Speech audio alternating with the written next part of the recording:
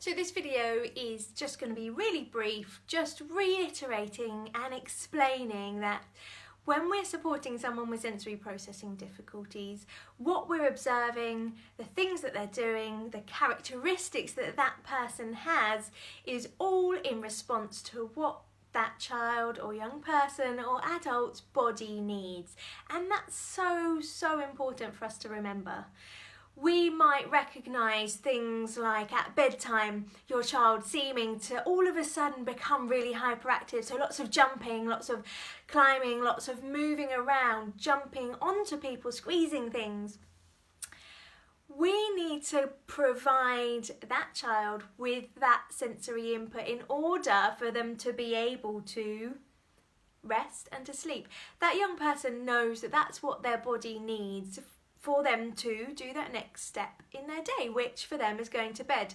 So regardless of your calming routines, whether you've read a story, you've had a bath, and now it's bedtime, you might think, I'm doing absolutely everything to try and help my child stay calm to be able to sleep.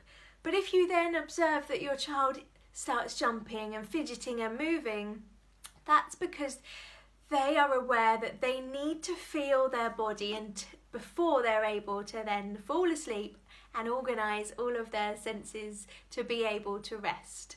So provide them with maybe calming activities which are really going to help them to feel where their body are. So vestibular input could be some form of vibration. So you might have a cushion that can vibrate. Maybe it can go behind them. Maybe they can lie on something, on some cushions, really calming. If it's proprioceptive, maybe a deep squeeze body massage. Up your arms, and then you can go down their body as well. Something that's calming. The difference between calming and alerting activities. At bedtime, for example, we're going to be wanting to do activities which are giving someone the input they need, but in a calming manner. At other times throughout the day, you might recognise someone is maybe more passive at recognising they need that body awareness or that movement. So we need to do something quick and fast that's alerting, so really going to help them to wake up and to use their body. And we can use vibration, so for vestibular, for both of those reasons. So we can use vibration to wake up, but we can also use it to give lots and lots of movement sensations, which can also be calming.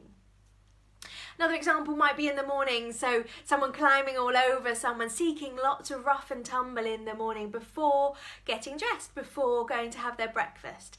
Again, that young person is trying to wake up their body and tell them where they are before they then go and follow instructions. So give them that routine. What can you do in the morning where head, shoulders, knees and toes, they can feel where their body is.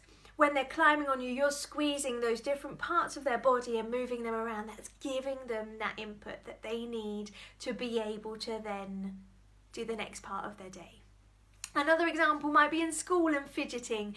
We hear about this all the time, but we know, well, I know, when I was at school, I might have chewed on my pen occasionally, or I might have twiddled with my hair. I may have fiddled with my clothing. I may have fiddled with things on my desk and around me. Those are all things that I did to help myself to concentrate. I may not have realised that I was doing those things at that moment in time, but everyone in the class was doing something. We know for some people that are fidgeting and seeking that extra movement, tactile, proprioceptive awareness, we need to provide them with that. That's what's helping them to take in the information which they're hearing or which they're seeing.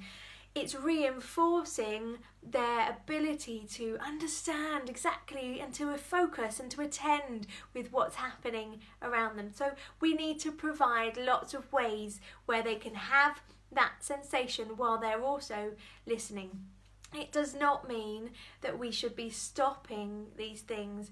We need to recognise these characteristics as what that child, young person or adult's body needs and support that by providing it for them so that then they can calm themselves down and sleep, so they can wake themselves up and follow instructions, so they can focus and to attend in school as well.